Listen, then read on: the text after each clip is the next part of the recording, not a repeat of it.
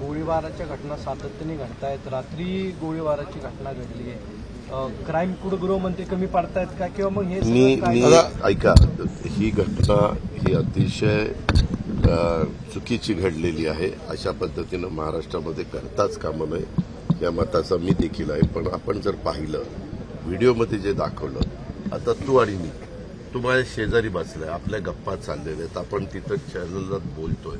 आता तुम्ही मी गप्पा मारतोय, पुन्हा त्याच्यामधनं एक जण उठतोय आणि जाताना पुन्हा त्या दोघांचं संभाषण तर क्लिअर आहे, असं काही कोण नाही. आता जवळपास ते संभाषण ऐकल्यानंतर त्यांचे मित्रत्वाचे संबंध आहेत, असेच ओळख चांगली आहे, आम्ही असं महिलांना करणार, आम्ही असं करणार, हे सगळं त्याच्यामध्ये. तर ह्याचा नीट तपास झाला पाहिजे की बाबा ह्याच्यात काय. बरं, तो उठताना पण स्वतः घोसाळकर म्हणतात की ठीक आहे, आता आम्ही सगळ्या बसेस घेऊन जाणार, अमुक करणार, तमुक करणार. झालेली घटना अतिशय चुकीची आहे, माणुसकीला काळीमा फासणारी आहे. अशा प्रकारच्या घटना कुठल्याही देशात, कुठल्याही राज्यात, कुठल्याही शहरामध्ये होताच कामा नये. पण जरी बाहेर सगळी पोलीस यंत्रणा असली आणि आत जर दोघं कोण बसलेले आहेत आणि ते त्यांच्या धंद्यापाण्याच्या गोष्टी अतिशय आपलेपणाने चर्चा करतायत आणि त्याच्यातला एक जण तो हाफ चड्डीतच दिसतोय तिथं, म्हणजे हाफ पॅन्टमध्ये आणि टी शर्टमध्ये, म्हणजे इतकं ते दोघांनी पण संभाषण काल दाखवलेलं आहे. मग नंतर गेल्यानंतर त्यांनी तशा प्रकारचं केलेलं आहे. त्याच्यामुळे ह्याचा नीट तपास झाला पाहिजे व खरं काय.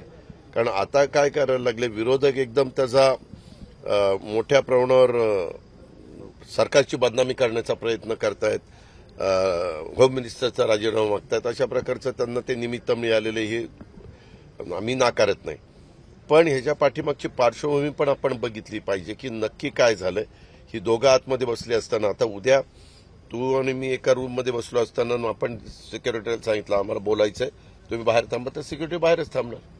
आपल्याला जर त्या व्यक्तीच्या बद्दल त्यांचे इतके सलोख्याचे, जिव्हाळ्याचे संबंध पाहायला मिळत आहेत, म्हणजे मी कुणाचं समर्थन करतो कृपा करून असा वेगळा अर्थ मीडियानी पण काढू नये आणि नागरिकांनी पण काढू नये. झालेली घटना अतिशय दुर्दैवी आहे आणि त्या संदर्भामध्ये कालच स्वतः मुख्यमंत्री, उपमुख्यमंत्री, म्हणजे मुख्यमंत्री, उपमुख्यमंत्री वर्षावर, ते नागपूरला होते, वर्षावर गेले आणि त्यांनी चर्चा पण त्या बाबतीमध्ये केलेली. आणि इतर पण आता धागेदोरे काय, कशामुळे घडलं, हे दोघे इतकं चांगलं बोलत असताना, हसत असताना एकमेकाचे तशी थोडीशी चेष्टा मस्करीच ते करत होते, असं ह्याच्यामध्ये क्लिपमध्ये तरी पाहायला मिळतंय.